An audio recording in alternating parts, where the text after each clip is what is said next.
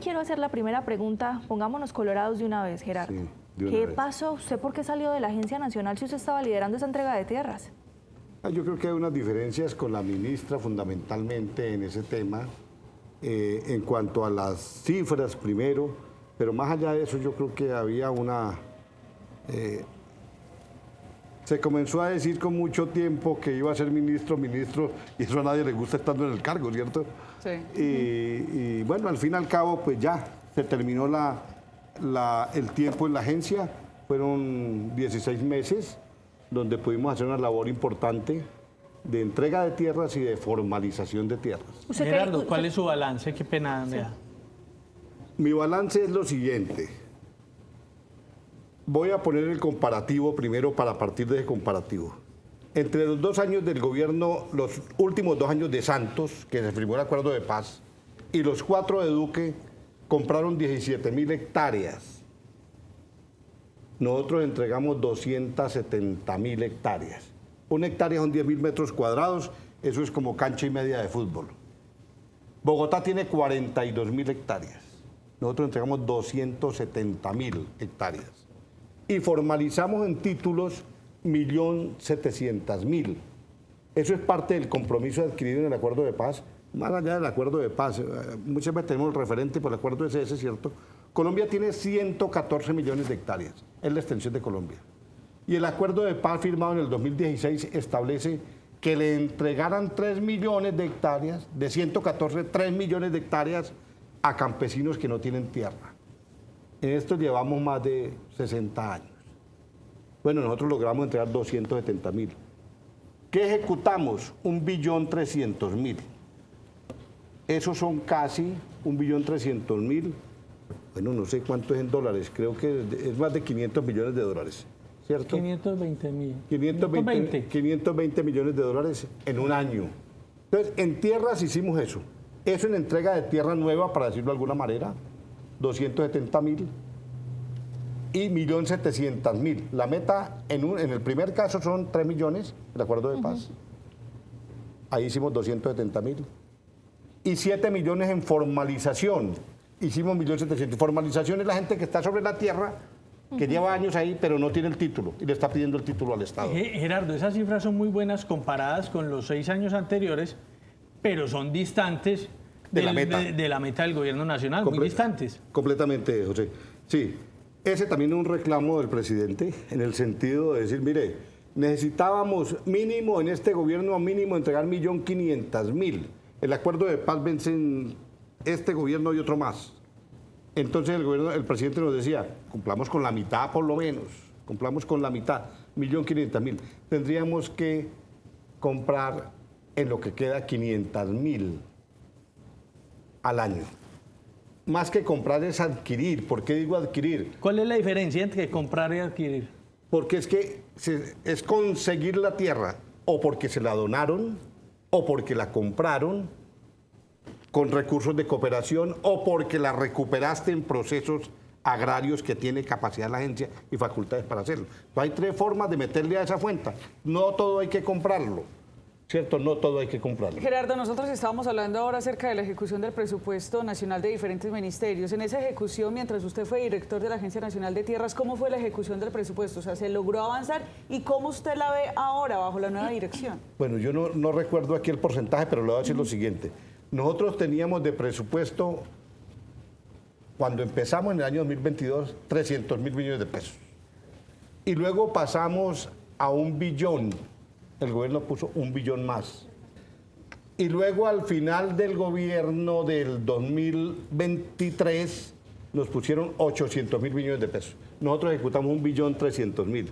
Nos quedaron 800.000 por ejecutar que quedaron en el Fondo Colombia en Paz. Pero ejecutamos 1.300.000. Gerardo, ¿y usted eso representa, yo creo que el 70 y pico por ciento. O sea que el de los números, como el 70 y pico por ciento en la agencia. No estoy hablando del ministerio ni del... Sí, en la agencia. En la agencia de tierras. Eso fue lo que hicimos. Gerardo, y si usted tiene esos números tan buenos de ejecución, de tierras, de formalización, entonces ¿cuáles eran las diferencias que tenía con la ministra? ¿En qué no se entendieron? Así es la vida. En que la ministra tenía ella venía de de organizaciones no gubernamentales contabilizaban unas cifras y nosotros entregamos tierra, formalizamos fundamentalmente, que había empezado a formalizarse en gobiernos anteriores. ¿Qué quiere decir eso? Que habían expedido el título, la resolución, pero nunca la registraron, ni nunca se la entregaron a la gente. Nunca la llevaron a la Oficina de Registro de Instrumentos Públicos, a la Superintendencia de Notaría de Registro. No estaba registrada. O sea, hicieron el trámite burocrático, el estudio, firmaron la resolución, la firmaron, quedó como acto allí, pero no la registraron ni la informaron a la gente. Eso es como tener una herencia y nunca saber que la tiene. O como tener, o con la CPS, ¿cierto? Que te autorizan la orden y no la orden, pero nunca te dicen cuándo es la cirugía. Entonces, eso queda, materializar el derecho es que la gente tenga el título en su mano y pueda disponer de ese bien. Si no tienes el título, pues no puedes disponer de bien, no lo puedes alquilar, no lo puedes cultivar, no lo puedes trabajar, no lo puedes, ¿cierto? Pasan todas esas cosas. Entonces nosotros hicimos eso y había un reclamo allí de 1.700.000. Yo me acuerdo que la primera entrega que hicimos como de 300.000 hectáreas con la ministra Cecilia, ¿cierto? Nosotros dijimos, hay una parte que la empezaron los gobiernos anteriores, pero es que está muy, mire, es como si uno encuentra una casa a medio hacer, no la termina, ¿o qué? Hay que terminarla.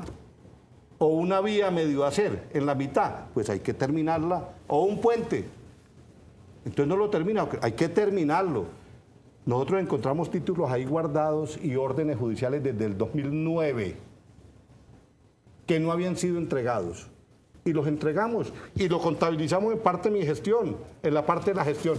Y entonces la ministra, por conservar unos números que manejaban en organizaciones no gubernamentales y ella como consultora, entonces hay una primera en el tema de las cifras. Pero esa es la manera de contabilizar. Un primer desencuentro. ¿Con quién se trabajaba más fácil? ¿Con la ministra Cecilia o con la ministra Jennifer? Bueno, hoy mirando para atrás con la ministra Cecilia, evidentemente con la ministra Cecilia, a pesar de que vean diferencias, pero también hubieron muchos puntos en común con la ministra Cecilia. ¿Usted no tuvo un punto de encuentro definitivamente con la ministra Jennifer Mojica en el asunto de la reforma la reforma agraria y el tema de la entrega de tierras? Mire, ¿dónde fue esa fisura realmente? Hay una fisura en que esta es una formación que tienen algunos profesionales que se autodenominan expertos. Y entonces les voy a poner un ejemplo. Es que una promesa de compraventa para comprar la tierra, que para la gente del campo no se podía hacer promesa de compraventa. Yo le dije, pero bueno, ¿por qué? Que la gente del campo es de menor categoría a la persona que está en la ciudad. Ustedes, cualquiera, cuando va a comprar un apartamento, ¿qué hacen? Hacen una promesa de compraventa. Y muchas veces van a vivir el apartamento con la promesa de compraventa. Depende del acuerdo que hagan con el dueño. Y eso agilizaba. Entonces, ¿qué pasaba con nosotros? Nosotros hacíamos promesas de compraventa para comprar la tierra, agilizar el procedimiento, porque ahí no tenemos que esperar, primero un proceso largo, estudio técnico, jurídico, agronómico, toda esa parte, y decir si el predio es viable o no. Hacer el avalúo y después mandarle el avalúo al dueño y decir, mire, los evaluadores, el ICAC o la empresa de lonja de propiedad, dijo que eso cuesta tanto, ¿usted acepta el precio o no acepta el precio? Y él tiene otros tiempos para decir si sí o no. Y luego, entonces, bueno, la notaría, ¿cierto? La escritura, o lo que se va yendo el tiempo y no se ejecuta.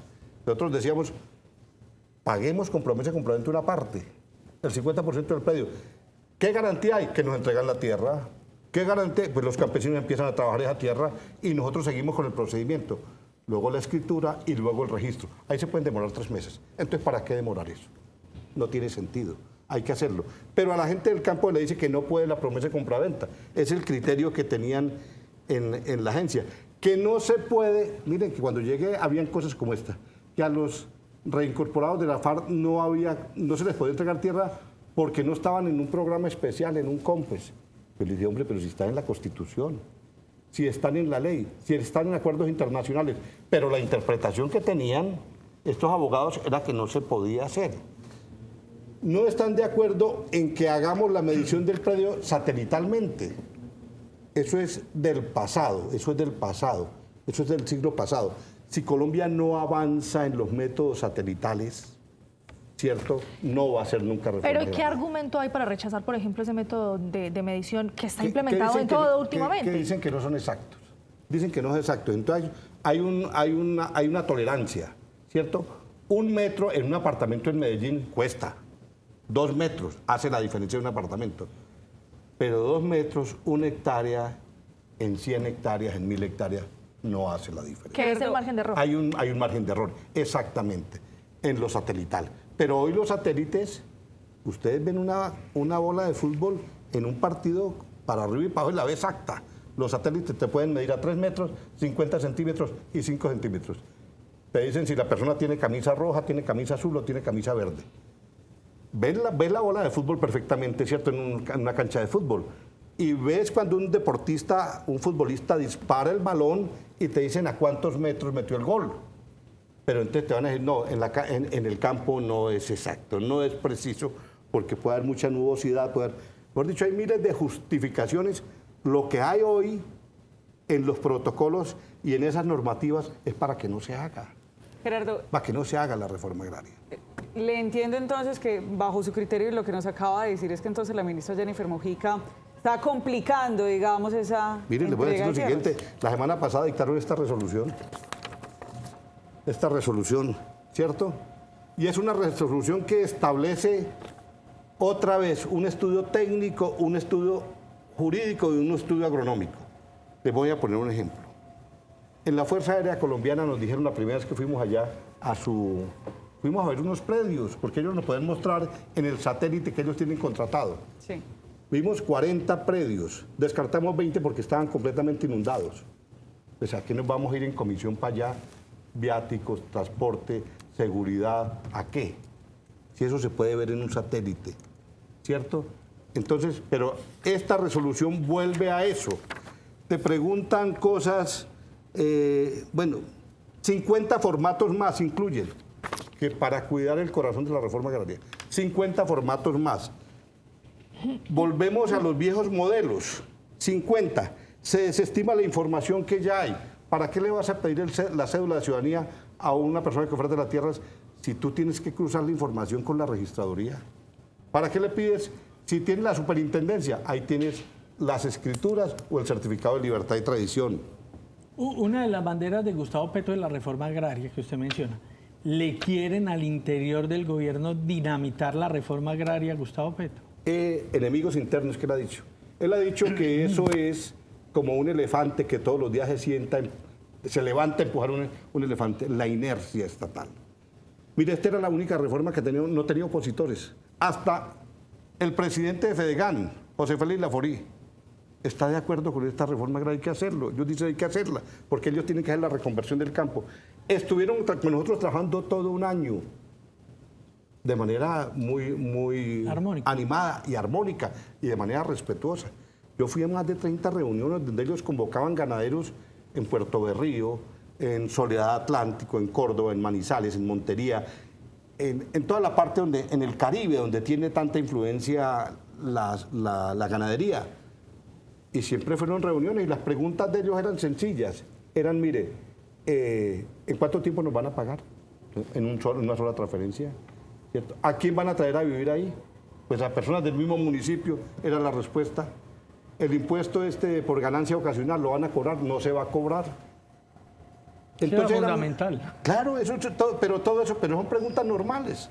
Es como tú cuando vas a comprar un apartamento, una casa, quieres saber más o menos quién vive por ahí al lado, ¿cierto? Claro. Eran preguntas normales de los ganaderos. Y ahí había un entendimiento. Todo eso se ha echado atrás. Desafortunadamente. Miren, esta resolución de la semana pasada es el entierro de la reforma agraria. Discúlpenme que lo diga, ese es el entierro de la reforma agraria, porque vuelve a procedimientos anteriores. Si volvemos a los caminos anteriores, pues esos son los caminos por donde no se ha hecho en 60 años la reforma agraria. ¿Para qué insistimos en ellos? ¿Quién es el responsable de ese entierro? Bueno, pues la ministra y el director de la Agencia Nacional de Tierras, porque insisten en estos procedimientos. Ella porque es la jefe del sector y él pues porque es el encargado de la institución. Entonces vuelven a eso. Yo les voy a dar una cosa hasta para entregar un título o para firmar, le preguntan a uno la cédula, ¿y quién es toda la familia? Y en la familia, la identidad de género de la mamá, del papá, de la tía y del sobrino que vive en la misma casa. Oiga, perdóneme, todos esos datos los puede necesitar planeación, ¿cierto? Todo eso lo necesita planeación. Pero si yo le voy a preguntar a una persona campesina de 60 años en el Monte de Marío, en Urabá, cuál es la identidad sexual de la mamá, pues ¿qué me va a poder decir el señor? Es que estamos fuera de lógica, es que no estamos en un contexto. Eso no es así, no puede seguir siendo así. Todo eso hay que cambiarlo en esos formatos públicos.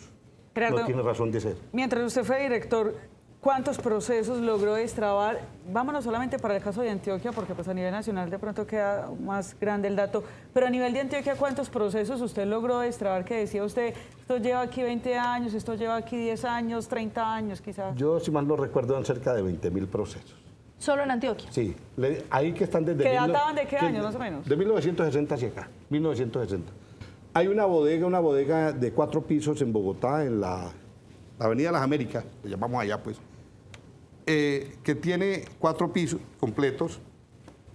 Si pone las cajas en fila son 11 kilómetros de cajas. Increíble. 11 kilómetros de caja.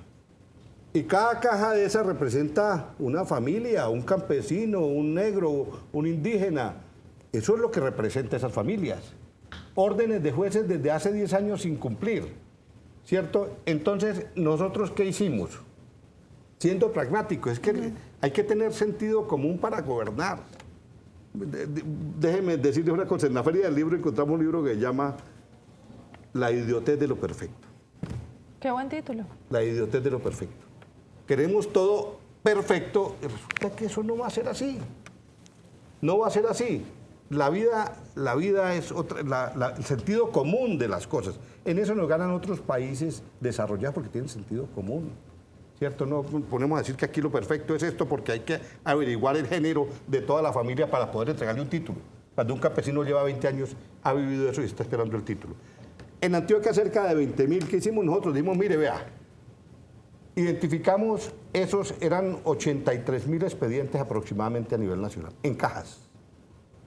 Entonces ya había un trabajo adelantado de identificar en qué estado más se encontraba cada expediente y emitimos una resolución y dijimos, en tal fecha, creo que fue en septiembre del año pasado, la gente tiene un mes, vamos a sacar esto por todos los medios de comunicación nacionales, en los listados, en cada apartamento, el de Antioquia, el de Antioquia, ¿cierto? Tal. Y la gente tiene un mes para presentarse. Si quiere continuar con el proceso, ¿saben cuántos han fallecido? 8.000. 8.000 personas han fallecido de esas. ¿Y eso pasa a la familia, a sus descendientes? Puede, si las familias desean, pueden hacerlo, si conservan el predio, si han trabajado, si viven allí, ¿cierto? Lo pueden heredar el derecho. Pero 8.000 han fallecido. Gerardo. O sea, eso no tiene presentación. Sí. Y eso no es una responsabilidad solamente de este gobierno. De ahí para atrás. Claro. La reforma agraria ha sido una de las reformas estandarte del gobierno del cambio, del gobierno del presidente Gustavo Petro. Ha hablado de ella en todas las plazas públicas, sobre todo de la Colombia profunda, porque él, honesta y sinceramente, cree en esa reforma agraria. Esa resolución, usted dice que es el entierro de la reforma agraria. ¿Quién le está hablando al oído al presidente Petro que no le está dejando ver esta contravía y estos reverses que se están teniendo con esa reforma agraria? Bueno, yo creo que van a tener que ir evaluando. El presidente hacía, por lo menos en mi tiempo allá, hacía muchas reuniones de reforma agraria, el comité de reforma agraria, y ahí se podían hablar. Yo no tengo información si se reúnen o no se reúnen ahora. Debe ser que el presidente reúne su equipo y preguntará cómo va. Los datos le darán, los datos tendrán que decirle. Porque mire, hay un tema complicado. Es que la agencia en este momento tiene 4.5 billones de pesos para ejecutar en el año 2024. Eso más o menos son 1.330 millones de dólares. 1.330 millones de dólares. ¿Y cuánto han ejecutado? Según respuesta del director de la agencia al Congreso de la República, el 1.1. 1.1 en derecho de petición presentado. Otra vez se cayó la ejecución. Se cayó la ejecución. Porque les da miedo comprar, les da miedo porque entonces dicen que la Fiscalía, que la Procuraduría, bueno, todo eso llega, ¿cierto? Pero si están en el cargo tienen que asumir esa responsabilidad. Uno no puede querer las cosas buenas y las cosas que son malitas, no hacerlas. El funcionario público tiene que responder por todo. Aquí está, mira, 4 billones 432 mil millones es el presupuesto y la ejecución es el 1.1. Pues habían 40 mil, un poco más de 40 mil millones. Imagínense. Entonces, ahí hay un tema de responsabilidad en la política pública. Ojalá el presidente reaccione a tiempo y adelanten las modificaciones en la ejecución que deben hacer. Gerardo, usted nos trajo a Gustavo Petro en la campaña de 2018 en 2 ocasiones a este programa. ¿Cómo están hoy? ¿Cómo terminaron sus relaciones con Gustavo Petro? No, bien, yo tengo Mire, la disposición del presidente para esta reforma es todo. Pues ha puesto toda la plata del mundo para la reforma agraria. Ponerle 5 billones a la agencia de tierras cuando el presupuesto en el gobierno anterior era de 300 mil millones de pesos. En política el amor se demuestra es con el presupuesto, ¿cierto? Usted dice que quiere esas obras, pues póngale plata. Y eso es lo que ha hecho. Y todos los días habla del tema. Porque si él sabe que si habla, jala para que se metan a trabajar el tema. Pero desafortunadamente, el presidente tiene toda la voluntad de sacar esto adelante. Es lo que él ha llamado enemigo interno o la inercia estatal que no permite que esto salga adelante. Que salga adelante. María Andrea, última pregunta cortica que estamos ya acogidos del tiempo. Gerardo, yo le entiendo cuando usted dice que no se están destrabando los procesos, sino que se está poniendo más complicado para poder legalizar esas tierras y entregarlas. De repente también no tiene usted una autocrítica de decir, tal vez fui ligero en algunas acciones porque, digamos, usted salió de la Agencia Nacional y usted también acaba de mencionar, pues les da miedo comprar y porque los investiga la Procuraduría, la Fiscalía. Usted, por ejemplo, tiene algunas investigaciones con Procuraduría, una de ellas... Pues, sí. Por el 70%, dice la Procuraduría, que se entregó un predio por un 70% más de lo que realmente valía. Esto creo que fue en Cesar, Córdoba, si mal no recuerdo. La grosería se llama la finca. Aquí grosería. la traje porque hay 3 fincas donde hay preguntas. Bueno, entonces, Sí, alrededor de eso, ¿qué se puede advertir? Porque, digamos, claro. también se puede ser ligero en ese asunto. Esta es la grosería que tú me estás diciendo, ¿cierto? Entonces, eso tuvo 2 avalúos, y es normal. Un avalúo, otro avalúo, porque se considera que faltaron cosas o que se incluyeron cosas que no debían incluirse, por ejemplo, una casa suntuosa. Entonces, aquí decimos, mira, eso salió el segundo avalúo en 4.934 millones de pesos, y ese fue un compromiso que hizo el gobierno. Allá había un corte de vía, había una protesta, llevaba 3 días, 20 funcionarios en una avioneta, liderados por la viceministra de Diálogo Social, y allá fueron funcionarios. Yo no fui, mandamos un funcionario, fue el funcionario. Hicieron un acuerdo de estudiar 15 fincas para comprarle a esas comunidades. Esta era una de esas 15 fincas. Ya va para 2 años, mamándole gallo a la gente para comprarla. Literal. Esto pasó de esa manera. La actitud agronómica de esa finca es del 88.84, según este certificado que es el de el especialista en el tema, se llama Dimar Segura, profesional agronómico, y él dice que es del 84.84, y el director está diciendo que no es apta para la producción agrícola. Y antier en Blue Radio, perdónenme, nombre, ¿cierto? A los colegas, por supuesto. A los colegas, en una entrevista, entrevistaron a los campesinos dijeron, oye, ¿por qué están diciendo que no es, que aquí sembramos yuca, maíz, plátano y estamos viviendo de eso? Llevan 5 años viviendo de eso. Entonces no puede ser es una decir, persona... por ese espíritu agronómico que tenía el avalúo, entonces usted dice acá, aumenta. Claro. Y por eso se adquiere. No, y se adquiere por menos, pero además no ha pagado un solo peso. Me están haciendo una acusación falsa, porque hasta ahora no se ha desembolsado un solo peso. El gobierno no ha desembolsado un solo peso. En mi opinión, hay que comprarla. Hay que comprarla. Y la dejamos listo para comprarla. Lo que pasa es que allá pesó un criterio de un funcionario que decía que esa persona tenía una investigación porque tenía violación de derechos humanos. Yo pregunté, oiga, ¿dónde está la investigación judicial? ¿O hay alguna decisión contra el señor? No encontramos ninguna decisión judicial contra ese señor. ¿Pero Entonces, hay una investigación abierta? No, en Fiscalía no.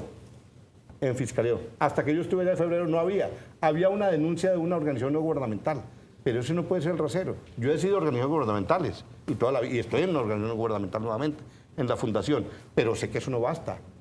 Para un funcionario, pues, ¿cómo haces para decirle, bueno, es que a usted le vamos a abrir una investigación porque dijeron que... Y no, por derechos humanos. Y no hay. Entonces, eso. Hay otra, que es Santa Fe, también la misma situación. Me han dicho lo mismo. Tampoco el Estado ha desembolsado un solo peso. No ha desembolsado un solo peso.